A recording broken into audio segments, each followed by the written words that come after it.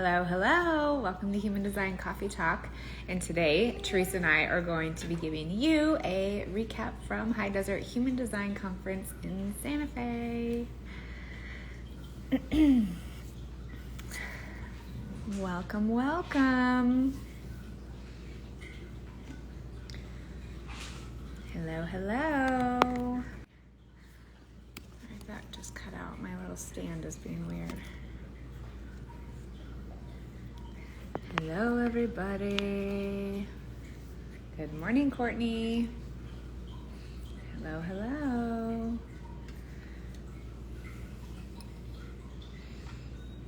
I wish I had music in the background to like bringing it in with some jams. Here's Teresa.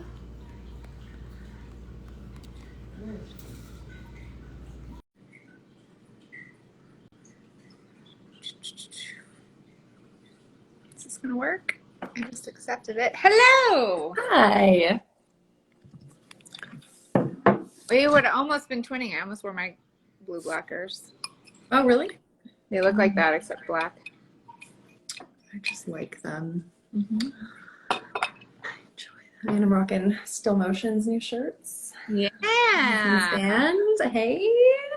I'm rocking my brother's shirt. Oh, I thought I was going to say Monster. It says not easy. My brother has a traumatic brain injury.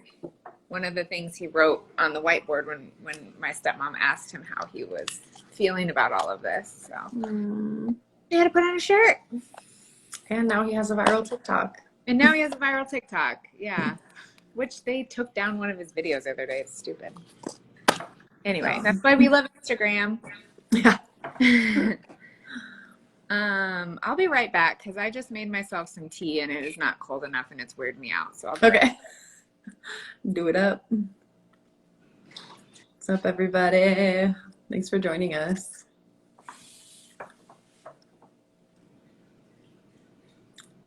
I haven't been drinking coffee lately, but I've been drinking these like Olipop digestive tonic things. They're really good. I don't know. Had a response for it. Oh, hey, Amy. Thanks for coming to class. It was so fun. Responding classes. I just love being in a class full of generators. The best. Yes, Sarah. Strawberry vanilla. I like put it towards the back of my fridge and so it's all slushy. My favorite texture of drink. I might be clearing my throat a lot today because I had something called neural manipulation yesterday, and she did all this work to my trachea and my throat, and it was wild. I don't even know, but I noticed my voice has been hoarser in the last day, and I've been clearing it a lot. So something's moving. Hello. Those of you that are joining us, if you want to drop anything about yourself, type profile, where you're coming in from. We'd love to know a little bit about the people that are hanging out with us today. Yeah. All right. Fresh from the conference. Yeah, I would say still integrating. Oh, yeah. We were talking about this the other day, though. This conference was not as mutative as last year's for us. For us. And I don't even know how I'm qualifying that. I'm seeing some mutation through the people that attended, which is fucking beautiful. Yeah, and I don't know how I'm qualifying that. It's just like last year I was on my ass for like a week. Like I was exhausted. I just had so much integration to do. And for me, I think it was just being around others for the first time that are radically in their experiment. And so this year I was a little more prepared for that. Yeah. But I also noticed there was very clear pentas forming this year. And I'm sure there was last year too, but last year just kind of felt like more of like a melting pot soup of people and it was way less organized. And so I don't know, this year it just felt like there were very clear penta dynamics. Yeah, absolutely. And one of the things that we talked about, and of course, as you're hearing us talk, we have no idea what we're saying or Yeah. what we're talking about. We're not an authority on any subject. We get on Coffee Talk. I see a lot of you are saying that this is your first Coffee Talk or you're new here. So like, we're not speaking from the source of human design material. We envelop ourselves in that, and we get on here and share about our experiences and like shoot the shit. Like maybe this is what's going on. I don't know.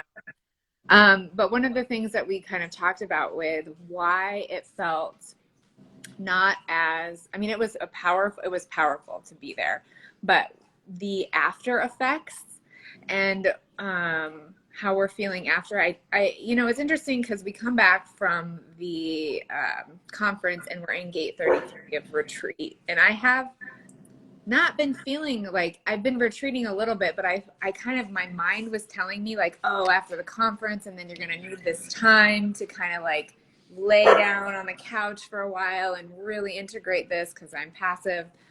But it wasn't that for me. And one of the things that we talked about was with those pentas, it wasn't Teresa and I's first time being in aura with many of those people. So it wasn't like shocking, or it didn't have this impact. It was more like hello again, rather than like, when you like see someone for the first time and you're just like balls to the wall, like all in it.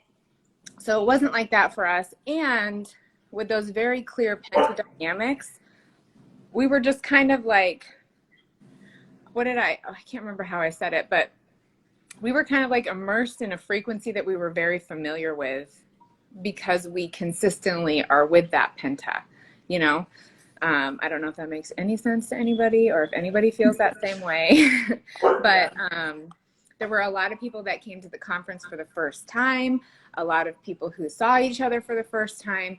So there's that newness that you're like being introduced to somebody's frequency in aura, which is a very different experience than just online, Mm-hmm. Yeah. So our penta was mostly, Brandy's husband, Andy, me, my husband, and the four of us have stayed together several times. My dog's freaking out right now too. Like, what's happening?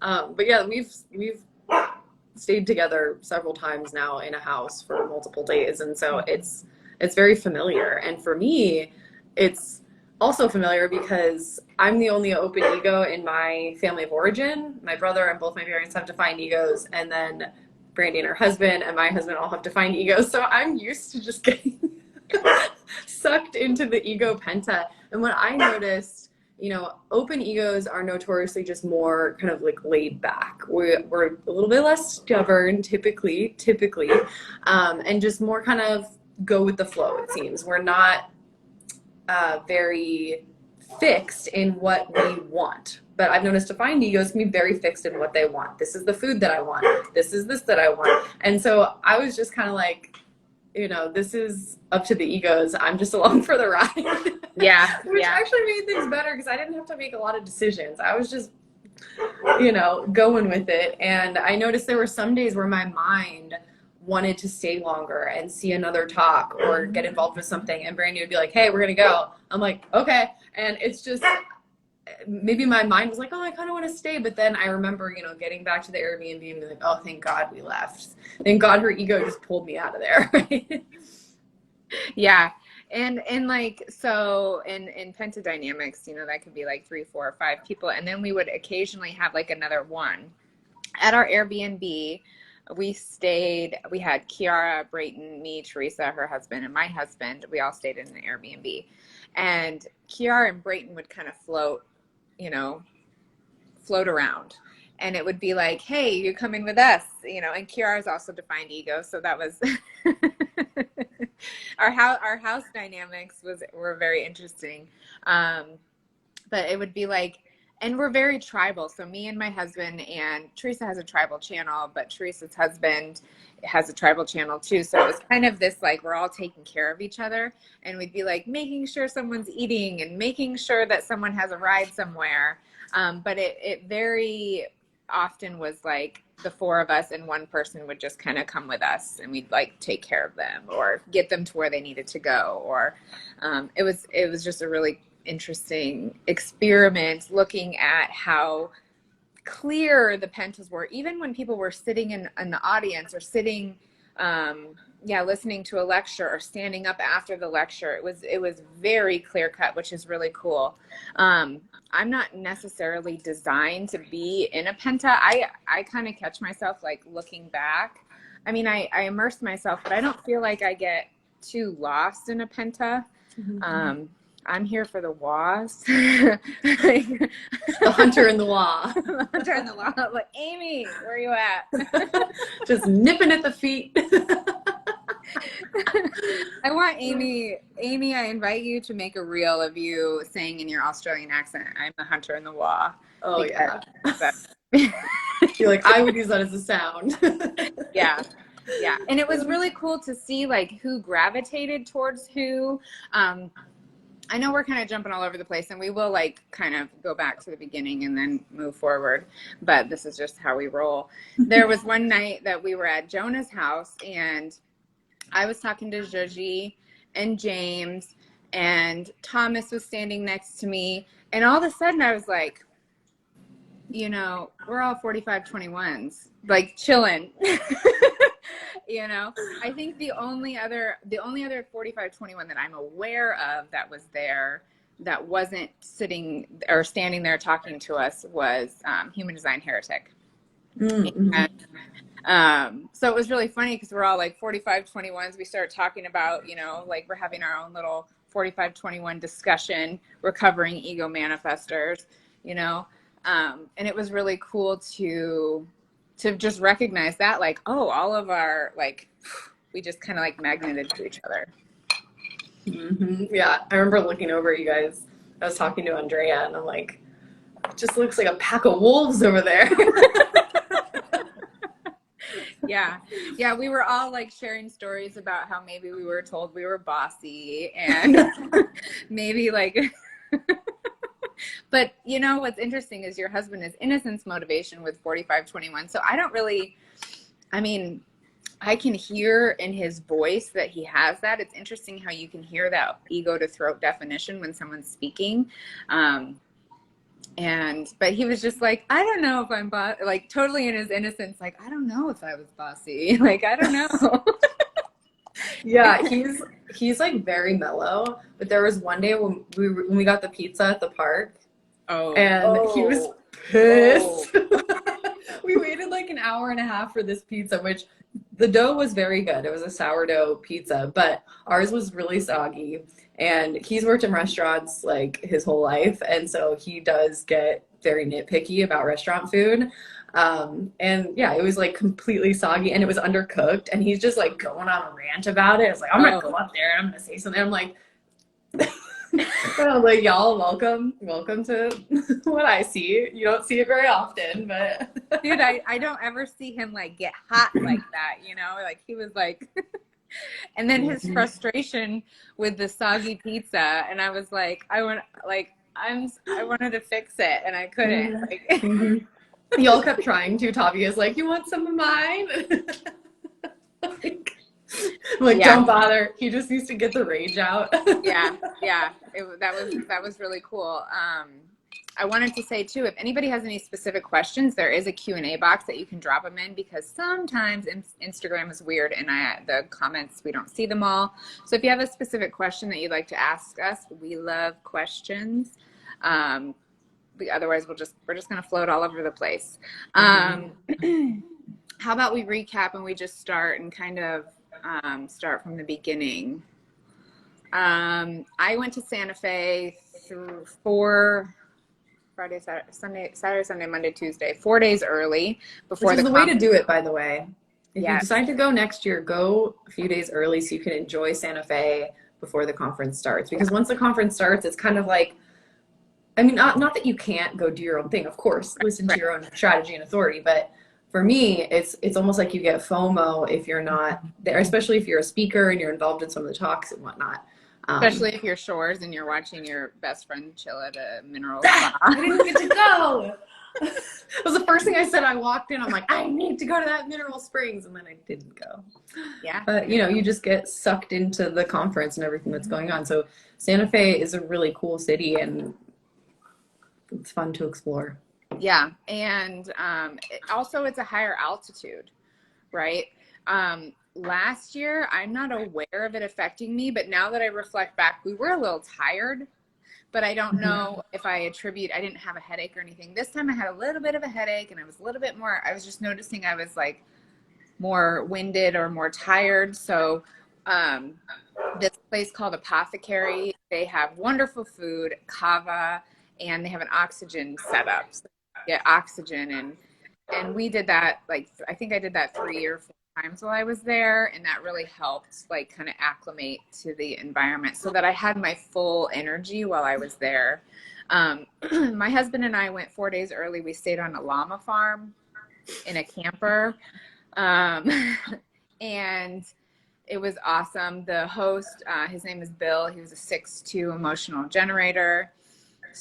Completely open throat, tons of stories of wisdom. He was 71, so he's post Chiron return. Just a wealth of amazing, wise ass stories. You know, like I often joke or say, not even joke, but I often say, like, those damn 6'2s, they're just so amazing, you know, especially past Chiron return, right? Because that's when the 6-line time to shine is. So it was really cool how I just sacred through the Airbnbs and found that, was like, yep. And then it gave us this incredible experience before the conference. Um, I did sleep in aura of my husband in the camper because we couldn't quite be far enough apart. And maybe that attributed to a little bit of my feeling fatigue. I do notice when we sleep together in aura that I am a little bit more drained or I need more sleep. So I did notice that. And then we got to the Airbnb and backtracked to when we all kind of confirmed that we were going to be able to go. I was 6'2", still figuring out what the heck that all means. Yeah. Yeah. Yeah, it's okay. It'll show itself. I love, like, taking care of everybody, and like let me make the house. So I'm a Cancer sun in tropical astrology, and I have 5027 and I have 4521, and I'm just like, let me make sure everything is like taken care of. So I picked the Airbnb. We all had our own beds. We get there. It was an awesome, spacious layout. One of the rooms was darker, or two of the rooms were darker than the other, which was awesome because we had 2 indirect people. One of the rooms had a patio, Brayton's Shores. Teresa and I also, hey, Brayton, we hung out in your room when you were gone. Because the patio was awesome, and the bed was really comfortable too. We hung out on the patio.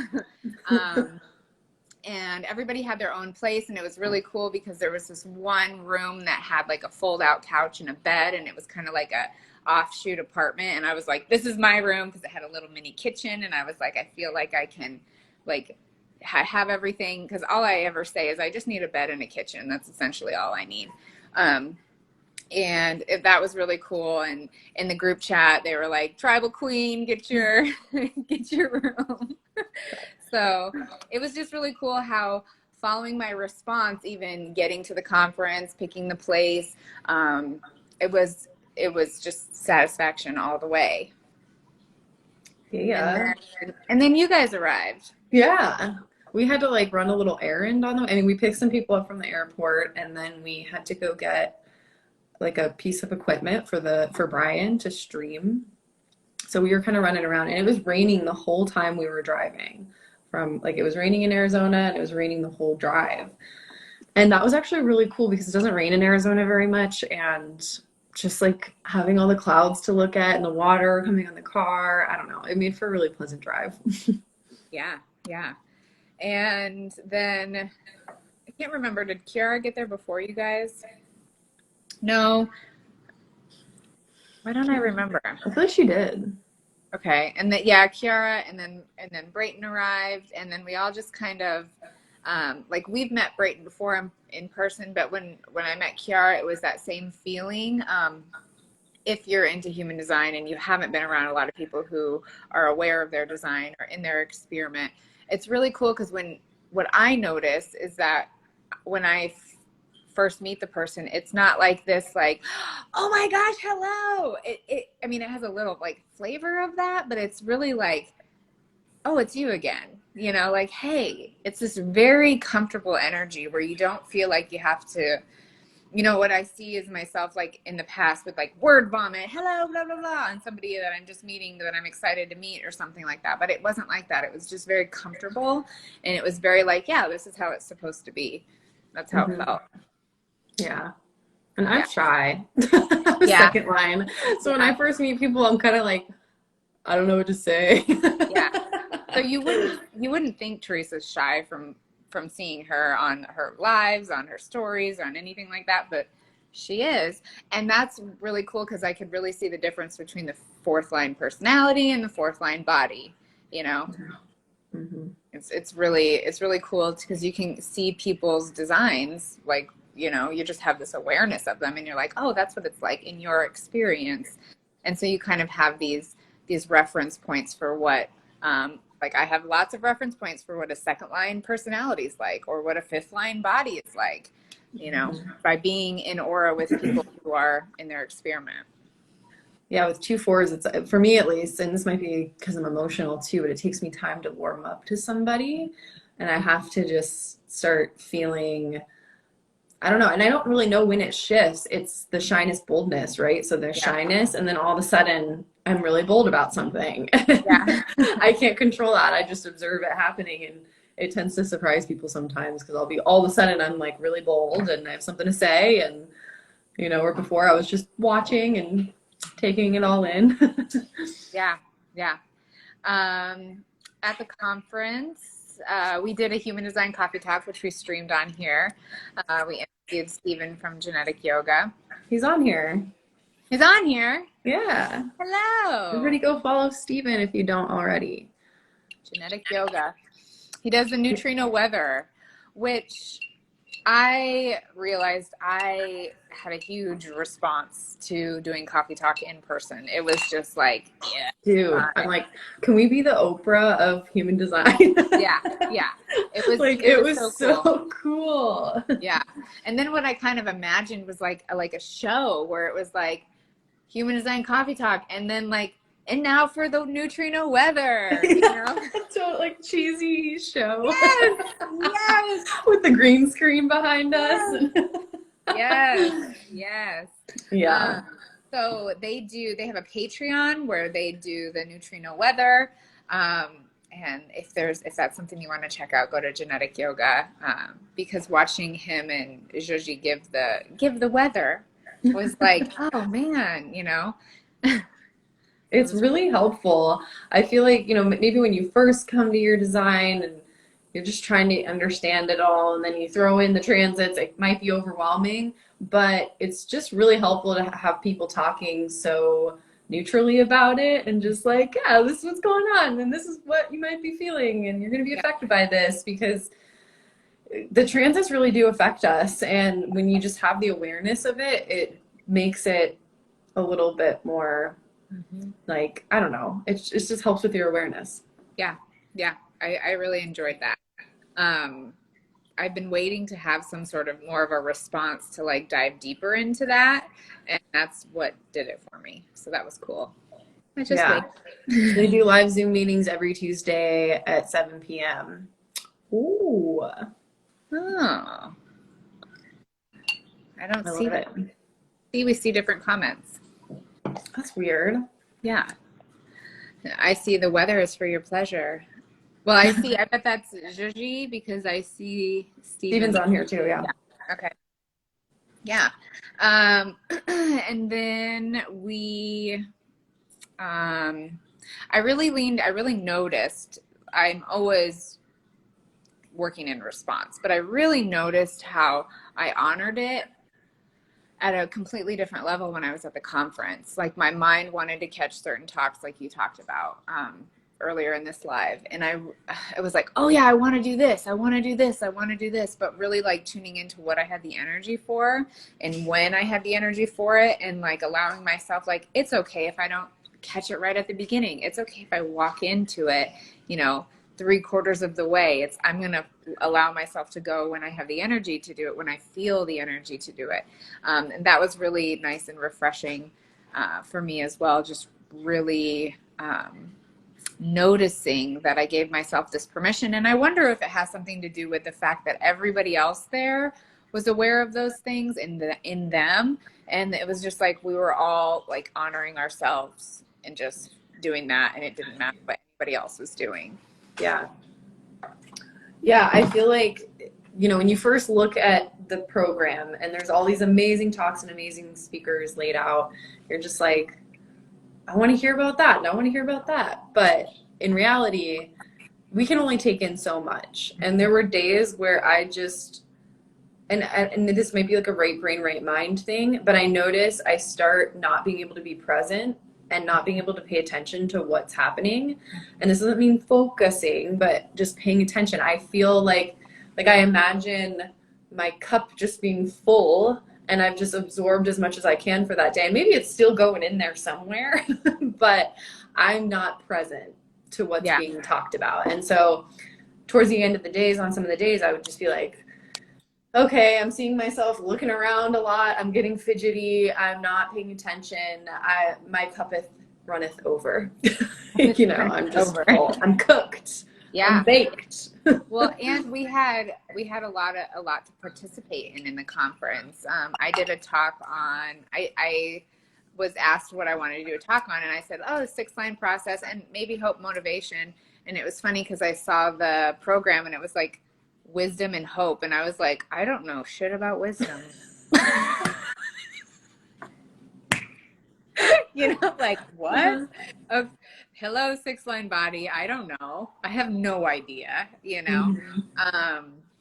But and then I kept seeing myself like try to prepare for a talk, and I was like, what am I doing? And then one night I was laying down for bed, and I remember I messaged you like the next morning, Teresa, and it was like as I was laying down, this like beautiful lecture came out of my brain about 6-line process and hope motivation, and I was like, oh my God, it's gone.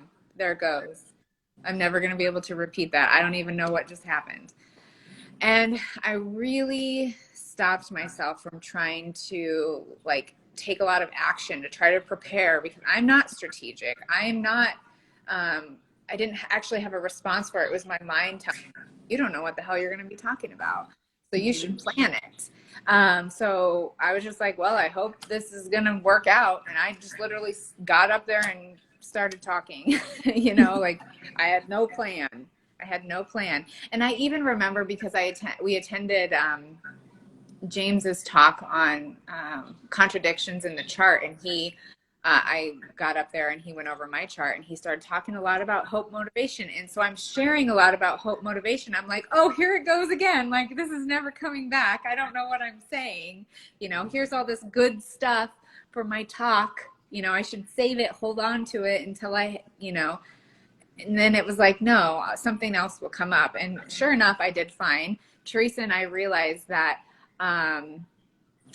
we weren't feeling really awesome about just getting up by ourselves and not having a moderator. So we moderated for each other's talks. Like when somebody would just kind of like blank, we'd ask a question to pull from that well of information. I really enjoyed it. I hope that people enjoyed it. I have no idea if it was about anything with any wisdom. I did talk about the 6-line process, from my experience, and what hope motivation feels like for me. So that was cool. And then I'll let you talk about your talk. Yeah, I mean, I did a talk on the emotional process. I have no idea what I said. Yeah. Like, I feel like I blacked out and just self-projected. Yeah, I mean, it was really good to have Brandy up there with me, because public speaking is really nerve-wracking for me. And I used to perform and sing and play guitar and whatnot. And I just, the nervousness that comes over my body is sometimes, and I'm sure this happens to a lot of people, but it's almost like that's all you can focus on is how much you're shaking and how nervous you are. So it was actually just really nice to have her up there with me because that's everybody's fear, right? Is just blanking on stage and not having anything else to say. You're like, and I'm just gonna shimmy off now. So it was just that like put my mind at ease just to have her there. But yeah, it was interesting like having a stage, and I liked that there was two rooms. So there was one room that was a stage was a little more formal, you know, you're mic'd up, all of that, and then there was another room where everybody would just be sitting in a circle. And I feel like the talks over there were a little more interactive, and it just felt more natural. You know, I'm desire motivation, so I love a good podium to stand on. But Podium. you know, like give me a soapbox. But it was kind of uncomfortable at times, just like with the lights on you and all of that. But what are you gonna do? You know, that's how most venues are set up. So I like that there was like kind of two options for different feels of, you know, presentations and all of that. Yeah. And I appreciated too, yeah, the lights, they were hot. I'm cold thirst. And I was actually nervous about, I don't know if nervous is the right word, concerned about the temperature in the room, because if I am feeling overheated, like my brain doesn't work. Literally, can't think. It doesn't work. So I had actually brought my own fan just in case it was going to be hot in there. But I appreciated that the lights were really bright, and I said to Brian, like, hey, can we turn those down? You know, I can't, like, I feel like they're sun lamps. And he was like, yeah, absolutely. And he's like, well, the live stream can't see it that well. And Teresa and I were wearing black. And I'm like, I don't care if we look like floating heads. Like, nothing's going to come out of me if I'm overheated. Floating heads. So, and it was cool, like, to honor that, you know, where else can you go and speak and really like let your needs be known so that you can, you know, do your best work or whatever people want to say. So it was really cool how everything was just, I felt like everybody was really honoring each other or trying to honor them and meet them where they were at. Mm-hmm. Yeah. Amy was saying she loved the fourth line talk. Yeah, we did That was fun. That was a last minute thing because it was supposed to be on like the Johnny Depp case and human design. And then, you know, the panel kind of got rearranged, and we were also thinking like, oh, Johnny Depp's kind of old news now. I feel like people are probably sick of hearing about it. And we're just like, I just didn't have a response for it anymore. I'm like, I don't have anything to say about that at this point. So why don't we talk about just fourth lines and the fourth line process? And I feel like, you know, when you are not a certain profile, or if you don't have a lot of those lines in your chart, it can feel like you really don't understand that line. And I feel like fourth lines are one of the types that are kind of misunderstood, or one of the profiles that are kind of misunderstood. And so it was cool just to shoot the shit about being a fourth line and the good, the bad, and the ugly, you know, and just clear up any misconceptions and that kind of thing. Yeah, we had 2 4s and 4 6s, projectors, generators. So it was a nice mix of like how everybody experiences it. That's what I really enjoyed about a lot of the talks, was like, it was how people are experiencing this. You know, it wasn't like lecture, like, here's what we all need to think, and here's how it is, and here's what Ra said, and this is what we all need to believe, and like pounding it into our brains. It was this really beautiful like exchange of, hey, here's my experience with this, or here's what I'm diving into, or here's how I'm interpreting this. And I really appreciated that. I really would have hoped, or I hope that they have more discussions on like the profiles. Like it was cool to have the fourth lines up there. You know who I want to hear from? I want to hear from the first lines. I want to hear from the third lines. The fifth lines. Fifth lines. I want to hear so misunderstood. Yeah, I want to hear from people. I want like mixed panels of like 5 1s and 3 5s and 5 2s, and you know, like, what is it like for you? Tell me. I want to know about your experience, because from that place, from understanding that, I can develop more compassion for the other. You know, I can understand, and through that understanding, we develop more compassion and love for each other. You know, and that's what I really like, is like the human design in real life stuff. I did a panel on human design in real life, and that was really cool, just to talk about how it's playing out for us, or how we're watching our movie, and what it's like. And then what was the other one we did? Oh, 9-centered communication. That one was one of my favorites. Yes. I mean, if I had to pick a favorite panel, I loved all of them, but that one was just really cool. It felt very relaxed. Jenny and I both cried. It was just, I don't know, it just felt very like warm and loving, and we got to talk about some things that are dear to my heart, like emotionals and undefined emotionals, and just learning how to communicate with awareness of the other and awareness of yourself. And it's 9-centered communication is a skill. Like, it's not anything that comes naturally. To even me being a second line, it's not come naturally. So it was cool to just really dig into that. Yeah. And 9-centered communication shouldn't be an expectation.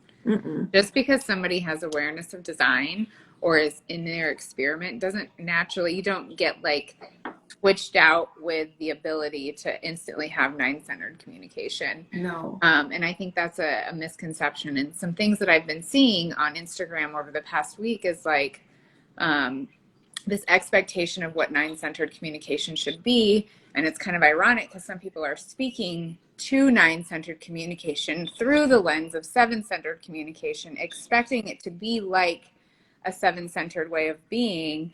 It's just very, very interesting to watch.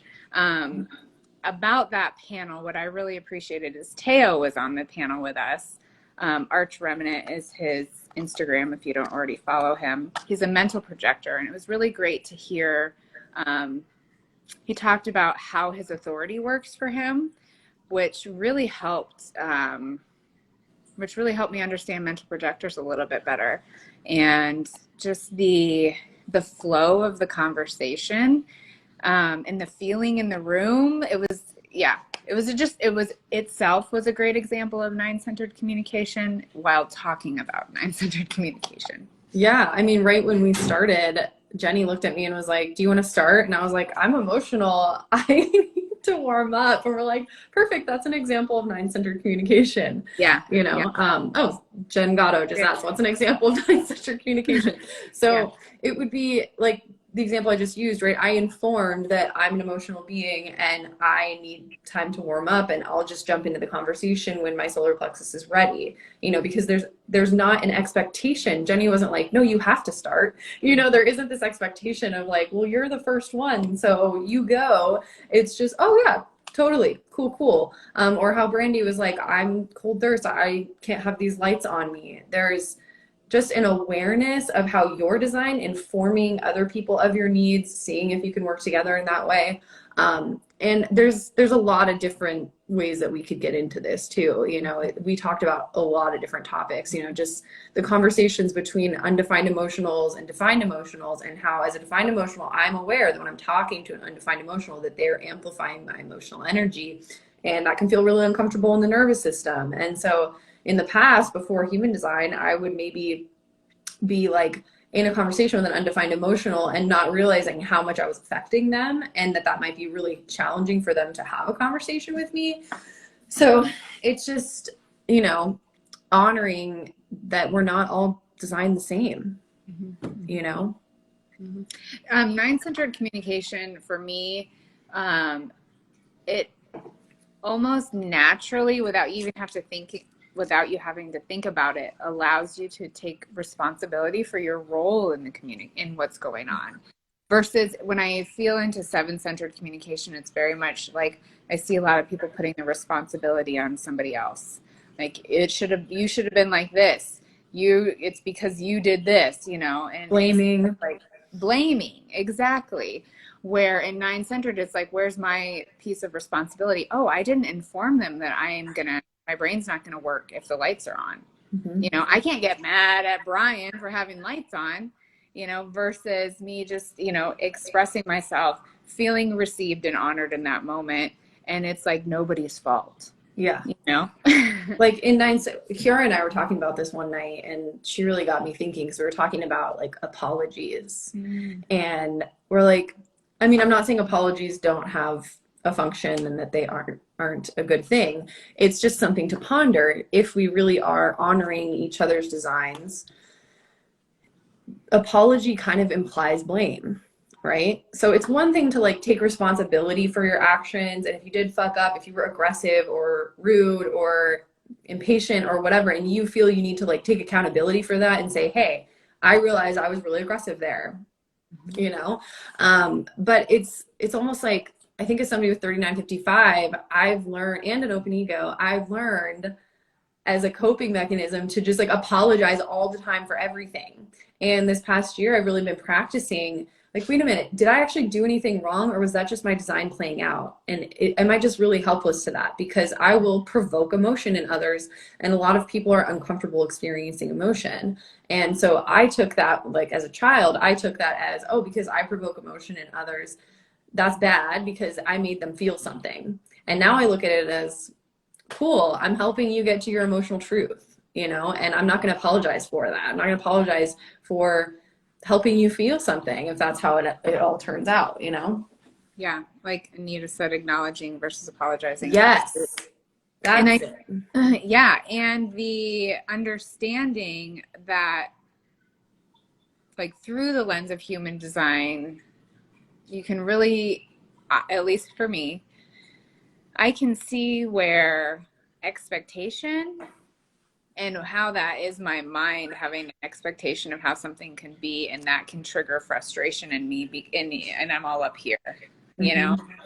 When I'm up here or I feel like puffed out in my chest, I got to drop down into my body, you know? And one of the things I talked about on the Nine-Centered Communication panel is when just a basic of human design, when you're feeling your not self theme come up, if you're feeling bitterness, disappointment, frustration, anger, you can trace back to how you entered into something and see if you entered into it correctly as far as following your strategy, you know? So that's really like a foundational piece of it all. And I think that we get so absorbed in the information and absorbed in expectation of what it should be, and you should do this because you're this type and you're this profile and you should be like this and this is how it should be and it should have been like this because this is what I expected, and blah, you know? It's more about, and I just did a post about this today, it's more about awareness and watching. You know, and there is a misconception that because we have this information, everything's going to be better. We're going to be more loving, more attentive, more whatever. And that's not always the case. It's just that we're able to like give it context now. So it doesn't mean that I'm not going to, you know, initiate instead of respond, but I'm going to watch myself do that. And I'm going to gain awareness about what that feels like, you know? And it's interesting with a conference because I think going into it, I knew that I didn't have any expectations. I was just like, I know the only expectations I had was that I was going to hang out with Brandy and her husband.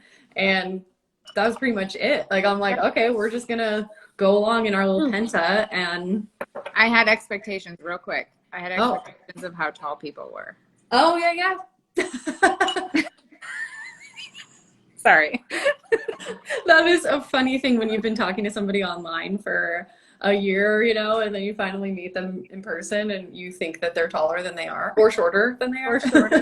Yeah. That was the only expectation that I had, that I didn't even realize I had that expectation until I got there. I noticed like the people with like kind of feisty personalities, I always think they're going to be taller than they are. But then when you think about it, I'm like, it's the little ones that always get you. It's the little ones that are feisty. Oh, shit. I think I interrupted a stream of consciousness for you. You what? I think I interrupted a stream of consciousness. That's okay. I know what I was talking about. I was talking about expectations. Oh, yeah. Wait, Teo was so much taller than I expected. I guess I didn't really, yeah. I didn't have it. I think I didn't have an expectation about Teo. I had one of Sam. I thought Sam was like 5'8", 5'9". Mm-hmm. Brian. I thought Brian was like, he was in our intensive, and whenever he'd be on the Zoom calls, he'd be like sitting on the floor, and he just kind of would look like a little kid. And then when we met him in person, I'm like, how tall are you? Yeah, he came in. I was at Jonah's house helping Jenny like with the bags and label the bags and all that. And he comes in and he's like, "Hey," and I'm like, "Who are you?" Wait a minute, I didn't no idea. Oh, I love it. Like little Brian who sits on the floor in the intensive.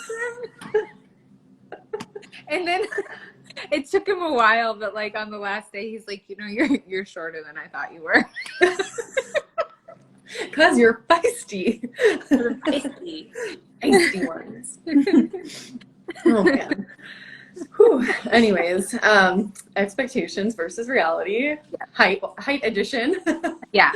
But yeah, I think also there is kind of this expectation when you go into a human design space that like everybody is going to honor everybody, and it's going to be super smooth, and there's going to be no disagreements and no conflict or crisis. And I actually expect the opposite. I expect for if there's differentiated perspectives, we're not all going to be seeing things the same way. We're all going to have very different experiences. We're probably going to speak up about those experiences. And that actually gives me a lot of comfort, because if that wasn't happening, and if there wasn't conflict and disagreements and people setting boundaries and all of that, I would say we're in a freaking cult. So yeah. As somebody who has been in cult-like things and seen how nobody would disagree with the leader, or nobody would disagree with whatever, and everybody just kind of thought the same and regurgitated the same information, it was very refreshing to see people speaking up and having discourse. And even if I don't agree with what that person is saying, I'm like, fuck yeah, I'm glad that you're speaking out. I'm glad that you're talking and starting conversations. Yeah. And the expectation of how it should have played out. We can kind of look at it through our 7-centered lens of how it should have been like this and it should have been like this. And even for myself, I'm very tribal, 45-21, 27-30, or 27-50. I want to make sure people are taken out. I also own a business where I plan large scale events. So was there things there that I saw that I would have done differently? Absolutely. Does it mean that it needed to be done differently? Absolutely not. When I look at things like that, I look at how people are taken care of. Are they, integration, time and space for integration is huge, all of that. But I wasn't the one planning it. So I could go around and be like, yeah, I would have done this differently, and it should have been like this, and it could have been like this. That doesn't get anybody anywhere. That doesn't get me anywhere. I went for the experience for myself. I noticed things, but I didn't have the desire to change them. I hope that they might ask somebody that's designed like that to pay attention to those things when they are doing it again. But as far as like going in and like just feeling like this isn't what I wanted, this needs to be changed like this isn't like that energy, no. Yeah. Yeah. Time for integration or just lunch. Yeah, I think all of us are kind of like maybe a little more spaciousness, especially being right oriented and not very regimented in that way. But looking at who put it on, it's Jonah. He's collective. He's on a nonstop sacral high of excitement and satisfaction. Right. Jonah also walks everywhere. Last year, y'all are lucky this year. I'll tell you that. Y'all are lucky this year, because last year there was lots of walks. Walking talks. Why? And walking talks. Why? Because Jonah likes to walk. Mm-hmm. Jonah's walking all the time in videos and everything, and he's just walking around Santa Fe everywhere, and that's because that's who Jonah is. Yeah. And sure, he's a fifth line. Sure, you can burn him at the stake for not doing it how you wanted it done, but it was his baby to put on, and he brought other people in to help. And if you look at their designs, they did it according to their designs. Mm-hmm. They executed it how they were designed. Mm-hmm. My passive body, look, we have a quad left saying I love walking talks, and passive body, I would have died. Well, I Right, was so here's like, another good point. They can't appeal to everybody, especially when you have 100 people in a room. yeah, yeah. They're just not going to be able to appeal to everybody's designs, and I feel like they did do the best they could to give a lot of variety and options. And I do want to point out, it was a free conference. It was Totally. It was donation based. free. It was free. These people did this, Jen, Brian, Jenny, and Jonah, out of labor of love and a desire to have a meetup for those of us in our experiments. And to me, it didn't feel like a hierarchical thing where it's like, oh, the speakers are better because they're speaking or whatever. It was just like, that's how it was organized. It was a fourth lines that mostly put it on, and they were going to go to their network, to the people they knew, to speak. And next year will probably be different in some ways, I'm sure. But yeah, it was free. Jonah did put out on the Human Design Catalyst Facebook group that donations were like, if you want to do a donation, here's what it is. And the people who gave a donation got the Human Design totes and all the goodies in the totes and all of that stuff. But it was free, and the speakers spoke for free. Mm-hmm. I think Brayton did 11 talks. Yeah, like we just wanted to be there for the experience, things like that. Do I see in my line of work with events and workshops and speaker series and things like that, where there is a definite difference when there's an exchange of value, people receive it better. But to go to something for free and to have these expectations of how it didn't cater to so and so and so and so and so and so and so and so, or it needed to be different, or this is how I would have done it. It was free. Human Design, no choice, but you had a choice to go or not to go. Yeah. So it was just, again, but also doesn't mean that we're not allowed to like express ourselves with our experience there. I think what we're trying to say is we appreciate the people that put it on so much because they provided this amazing experience for us all to have. And I feel like, I don't know, with personal view, I tend to like put myself in other people's shoes a lot, and I like put myself in the shoes of somebody who maybe did not have a good time. And I still feel like you probably still met people that you got to connect with. So even if you didn't enjoy any of the events or any of the talks, maybe even if you just met like one person that you connected with, to me as a fourth line, that would be worth it. Like if I've literally paid, like I went to this retreat and I paid like $3,000 for this thing and pretty much walked away from it meeting, ultimately meeting Sarah, my friend Sarah, through somebody that I met there. And I think about it and I'm like, I didn't really take much from that retreat, but I met one of my best friends because I went to that. And you just don't know what's going to happen when our trajectory is taking us somewhere. Yeah. And so when we have these expectations of like, well, this is what I'm going to get from this conference and this is how it's going to be, that kind of ruins the whole perception of it, because I can look back and I'm like, I'm glad I went to every single thing I've ever gone to, because like as a fourth line, I probably met somebody there.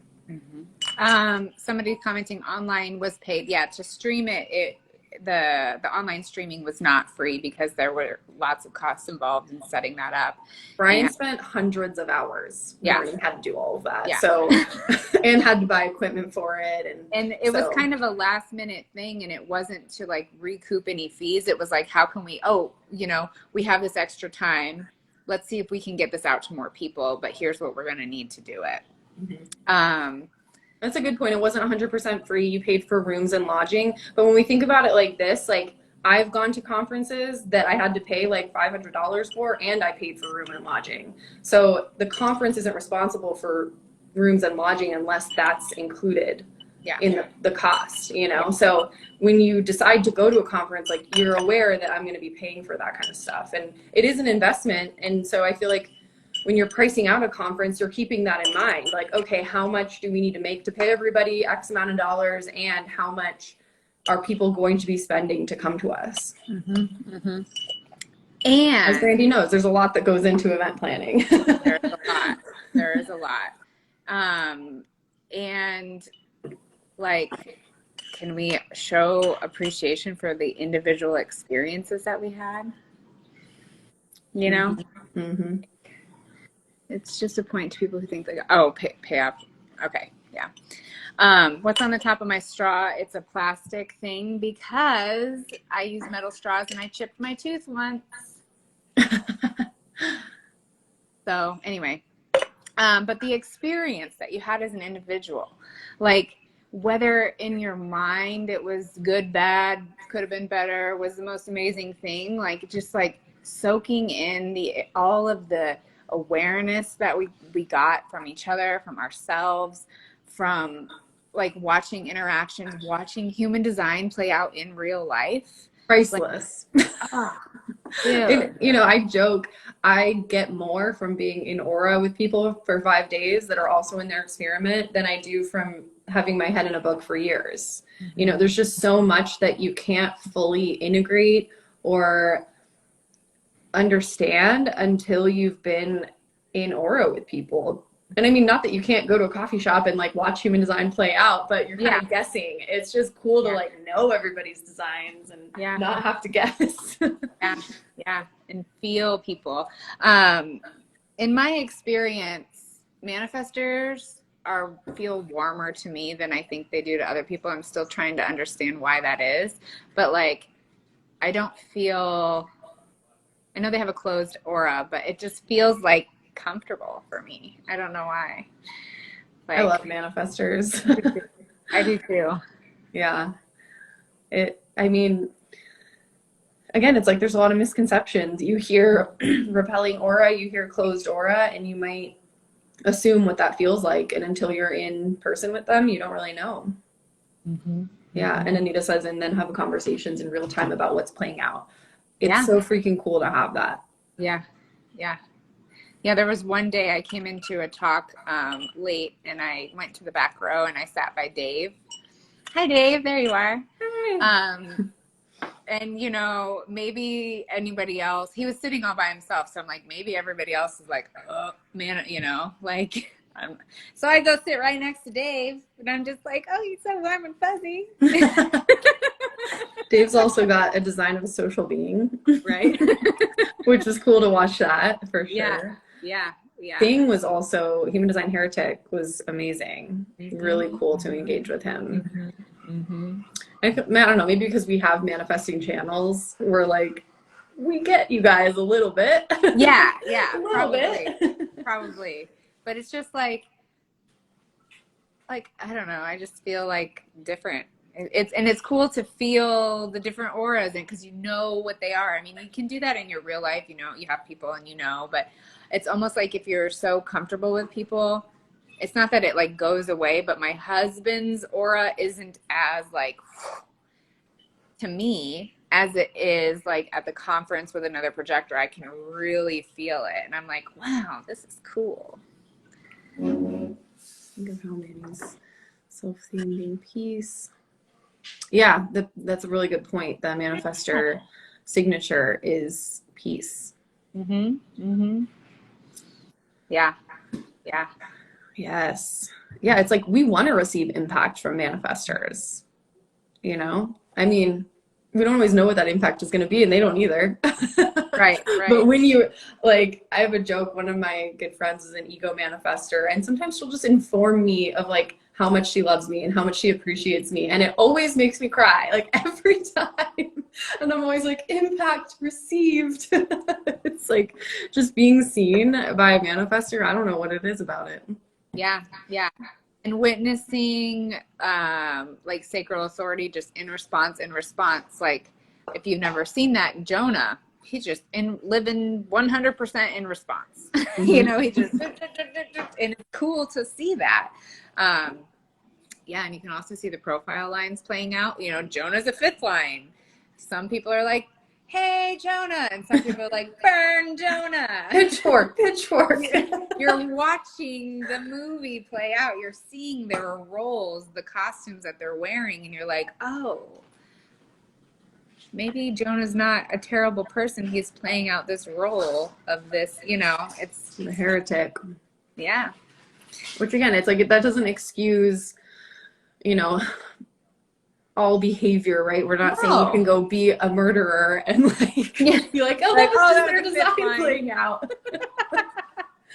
But I just They're a wanted third to line make and sure I something's said that. broken. Oh, what a heretic. Just killing However, people. however, we can hold more compassion for the other, because we've done this. Like we peep at people's charts, like famous people or somebody, you know, some cult leader or something. We're like, well, they're kind of just playing out their design. So Oh my gosh. doesn't excuse their behavior whatsoever. But with the awareness, it is interesting. I was watching this documentary about does murder. Oops, no choice. Oh, God. Nick Strack does murder. Oops, no choice. Yeah, that would be probably the mind. I don't know. I was watching this documentary about a serial killer, the Jinx. I don't know if any of you have seen that, but it was the last time that 1949 was transiting, and I was having a hell of a time with this transit. Oh, I was and I'm watching, and I had like heard a lecture somewhere talking about the anger that lives in 1949, and it can be like anger towards the tribe. And I'm watching this documentary, and it's going around about how he like killed his wife and his neighbor and these people that were in his tribe, and for seemingly no reason, right? And I'm like, this guy has got to have the 1949. And I found his birthday, and the 1949 was active all day. Of course, I didn't have his time, but it was active all day. And I was like, holy shit. The butcher. So that, I mean, again, that was kind of, you know, off topic, but it's just, it's just. Well, we've talked about this too with Teal Swan, and she's a reflector, and she's like, you know, amplifying all the craziness in some spiritual communities, and you know how it's just like, yeah, if somebody like her, if a reflector is reflecting to us like the guru that everybody's listening to, you know, and it's like the reflector is the canary in the coal mine. And so they're going to show the health of the community. And what I see happening, and I have my own perception of her too, because I went to her retreat.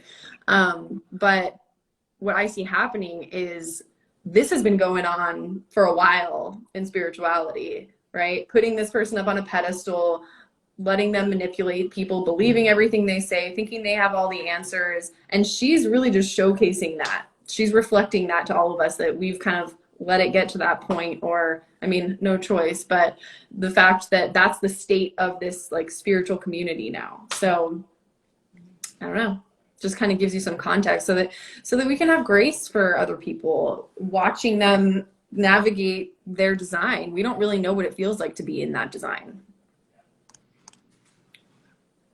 Looking at questions. Stephen, here's something to respond to. Lael says, I want to hear more about sugar, variables in the solar plexus, and PHS from genetic yoga. Maybe we'll have him on again. Yeah. Let me look at. Did you feel a big difference between this year's conference and last year's based on having a whole other year of integration in your cells? Yeah. I mean, post-conference, I feel I'm noticing it, like we kind of talked about in the beginning. Also interesting that we have 1949 in the transits right now, because last time 1949 was in the transits, it rocked my world. And so when I saw it come in the transits this time, I was like, no. And then I had this like it's gonna take me over, you know. But then I was like, I'll just wait to respond to see what actually happens. And I've been pretty cool as a cucumber. And I was talking to somebody about this last night on DMs.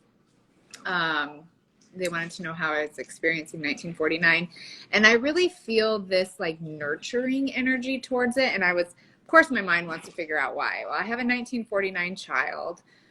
But I feel like I'm able to hold the space for whatever's going on with 1949 right now, rather than like be swept up in the ocean. Like here's a good like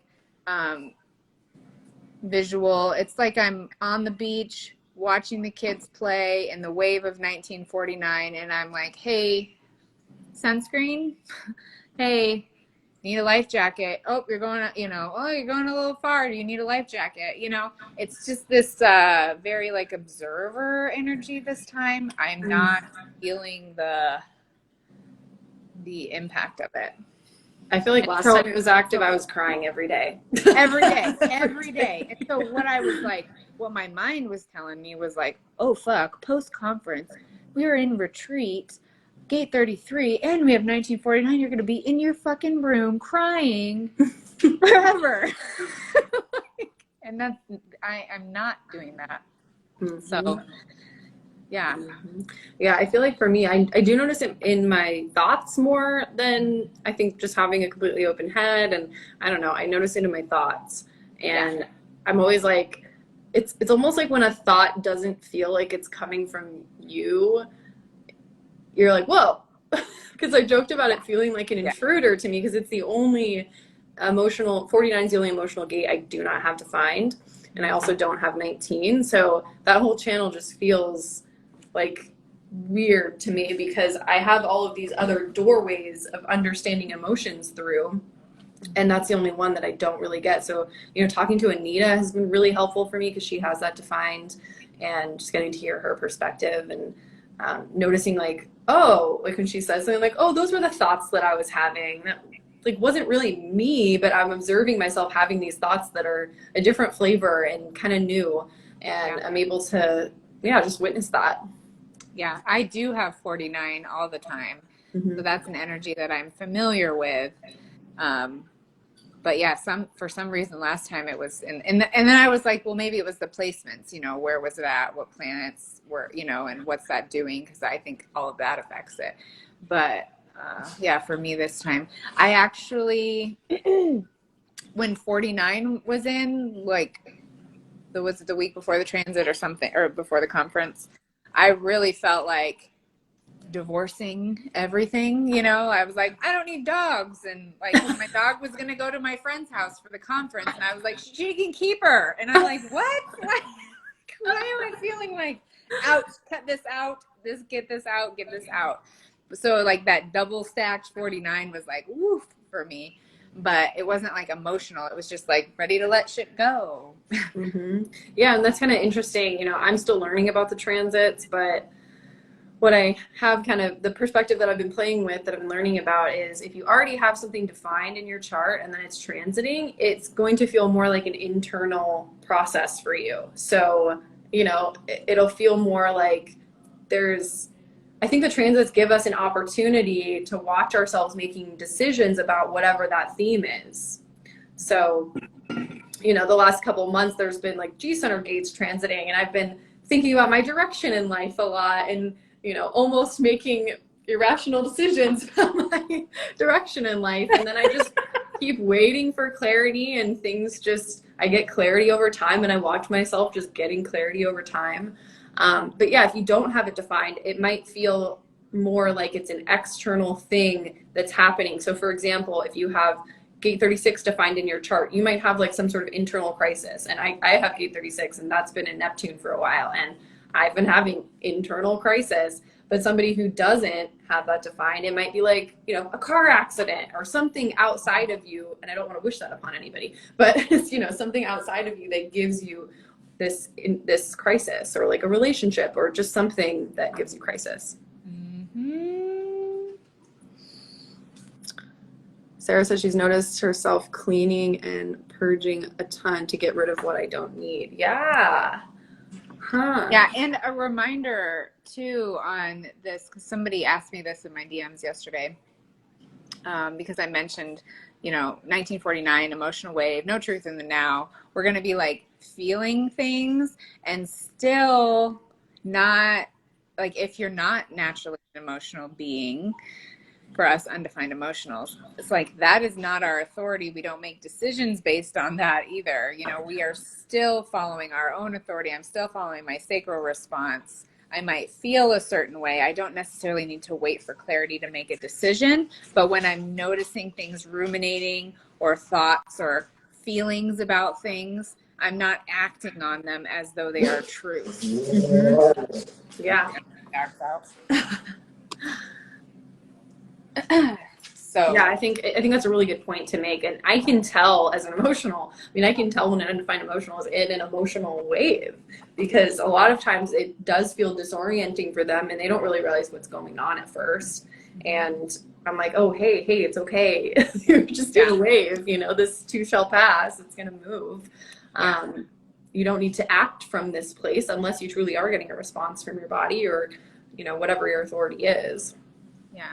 Lil says, I notice how I try to ruminate or rationalize things when shit is a no. Yeah. Yeah, we'll do that.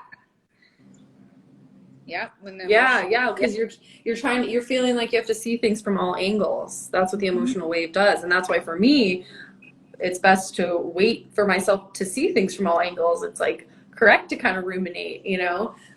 So I can see how it would be the opposite for somebody who's not emotionally defined. And experiencing these things through the transits, we can gain a deeper understanding, awareness, passion for the emotional process. And, you know, really understand, like, when you're having these feelings and if you're not emotional, imagine being urged to make a decision right then. You know, like, ooh, as a, you know, so then we can hold that emotional authority and be like, give it time. There's no rush, no urgency. Just whenever you're, you know, I've felt it. I wouldn't want to make a permanent or semi-permanent decision based on that. Right. Yeah, it can kind of throw you off. Yeah. Any other questions or anything anybody want to talk about before we hop off? I hope all of you that went to the conference are able to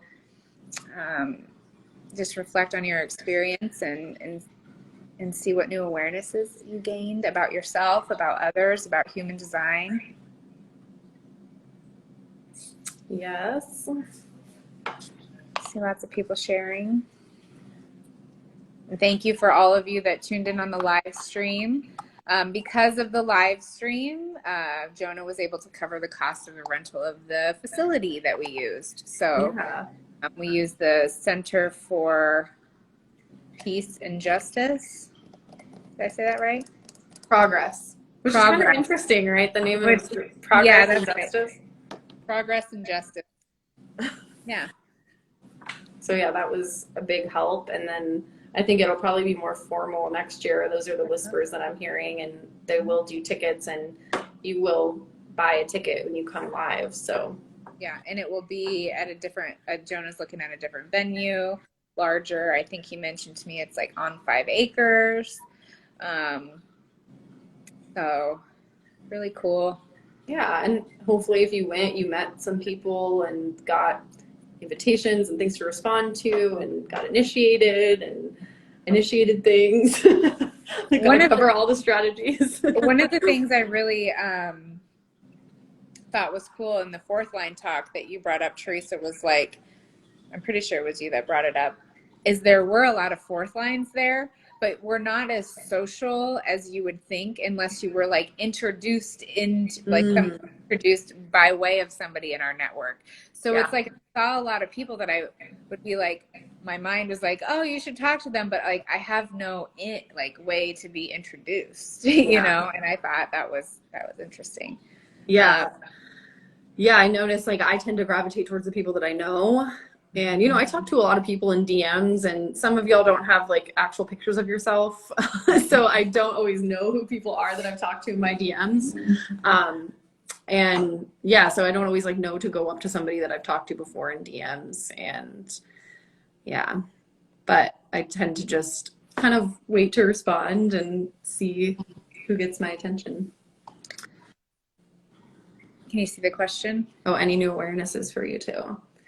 You know, I feel like it just helps me anchor deeper into my strategy and my authority. And definitely I would say I learned more about pentas, just like watching all of the pentas, watching our penta dynamic, just how you really do. And I think it's by design. You kind of lose yourself in a penta, especially a wa. Like a wa is like a lot of people, right? So you kind of just assume your role in the wa if you have one, and you can get swallowed up by that. And I don't think human design is here to like prevent that 100%. It's pretty choiceless. It's just, oh, this is what I'm doing now. And especially in the Penta, I just would watch myself just kind of go along with it. Like, yeah, this is what we're doing. And there almost wasn't anything from my authority to make it different. Does that make sense? Yeah. I'm just going to echo that. It was really interesting to see the dynamics of like, that's really where that like no choice, I could see that, like you just like you assume a role and like WA stuff and like your role in the WA, that's pretty like deep into human design. But, if you're curious, you can go find your role in the WA. There's WA gates just like there's Penta gates. And it's kind of cool to see how that is. I am made for a WA with my 4521. The hunter. The hunter and the voice of the people. Yep. Yeah. You need a 4-1 on the next fourth line talk. Yeah, we do. Yeah, we do. It was kind of that would be my desire for next year. My feedback that is, uninvited would be to have more like profile line talks and have a variety of profiles. Profile talks. And even though we all, like everybody had a varying degree of human design knowledge or how long they've been in their experiment. But my feedback would definitely be like, there was a lot of really cool out there stuff but I think what builds that understanding and that compassion and that relatability and all of that through design is watching people's designs play out some more about, those basic, because I'm a freak about going back to the basics, right? But like talking about hearing projectors talk about their authority and their strategy and having the different authorities for the different types up there and talking about that, talking about their profile lines, talking about, pulling up their chart, going through difficulties that they've gone through. We learn a lot in our generator and manifesting generator classes that we teach. We pull up people's charts and we do like we'll give some information and then it's like, let's get in there and like talk about the shit, Yeah. Through that, everybody in the class learns. Yeah, I totally agree. Yeah, and I think like Steven did an aura playtime that was just playing with aura mechanics, and I missed it because I was on a panel. We were doing a talk, but I feel like it'd be cool to have a couple of those so that everybody could get involved with that and experience that. Because that's really where you learn. Yeah, the hardest part was like being torn between two things, torn between two talks. And what would have been cool, and if I were in a position to arrange anything like that, would be like there's a talk and then there's like an integration or experience going on, so you're not missing. You can like choose between, do you need to integrate from the last thing, or do you want to go do aura playtime, or just like a room where people could like debrief and integrate, so they're not trying to pick between two topics, or I'm going to catch a half an hour of this talk and then I'll go to a half an hour of this talk. So you can really immerse yourself. Yeah, because the integration stuff gets you out of the mental plane. And I've defined Ajna. I love to conceptualize and I love all of that. But at the same time, doing the integration activities and the like real time, real life stuff is very illuminating, and it gets you out of the books and into real life. And that way people can actually see, what am I feeling in my body? What experience is this? So yeah, it seems like everybody's commenting enjoyed that a lot. The more about the body, how we're getting in our body. Is it safe to be in our body? If our authority is in our body, do we feel safe in our body to trust our authority? Conversations on somatics, integrating that. I mean, I know that's not necessarily coming straight from raw, but it's a real thing that we're experiencing. We're asking people who are living in potentially fight, flight, freeze, traumatized bodies trust your body. Mm-hmm. You know? Well, Mm-hmm. I can't even trust getting in my body. You were telling me that I got to listen to it to make decisions. Yep. 100%. Yeah. Yeah. It was good. It was good. The Aura Playtime, we got to experience a little bit of that last year. Mm-hmm. We caught the tail end of they had a sacral room and a non-sacral room. And so they kind of expanded upon that this year with that Aura Playtime. Yeah, they like put a reflector in the non-sacral room, and then had her go into the sacral room, and it was cool hearing what she felt and what she experienced, and even the difference between like the manifester and the projector in the non-sacral room. And so yeah, and each year they're going to build upon, it's not this is how it's going to be, this is how it's always going to be, I'm not going to listen to anybody. I think Jonah mentioned doing some sort of anonymous survey so they could get feedback, because they do want to hear about what people want to see. And yeah. So I think it's just like, there's a lot of murmurs and whispers in the community right now, and I can only speak for myself and my experience, and I would never want to invalidate anybody and their experience. And anchor into your own strategy and authority. If you're letting what other people experienced sway you from maybe going in the future, really feel into like, is this right for me? Because you might have a completely different experience than they had. And it is just going to keep evolving and changing. And I just really want to thank Jonah and Jenny and Jen and Brian again, because it was amazing to watch them work as a team, and they put their whole everything into this, and it was truly a labor of love. So let's give people a little bit of grace here. Yeah. Coming from two gate 22s. Then, and also with that, you'll notice when you're seeing on Instagram people like sharing about being at the conference, how individual everybody's experience was. Mm-hmm. Pictures aren't even the same. It's I didn't take any. My husband took some, thank goodness. I took some like prior. I never take pictures. Once I'm in it, I think I'm going to, and then once I'm in it, I'm like, and I'm sucked into the wall. I took pictures of the carrots because I was so satisfied by the carrots, and I wanted to share my satisfaction. That's why when I made reels, like there's 6 pictures of carrots in the reels. It's like carrots. We have carrots. But you'll see that everybody had a very differentiated experience. Everybody is allowed to have the experience that they had and the feelings about it that they had. Yes. And so if an opportunity comes up next year for anybody watching to attend, know that you will have your own experience. From that, you're going to learn and grow in ways that you couldn't even imagine.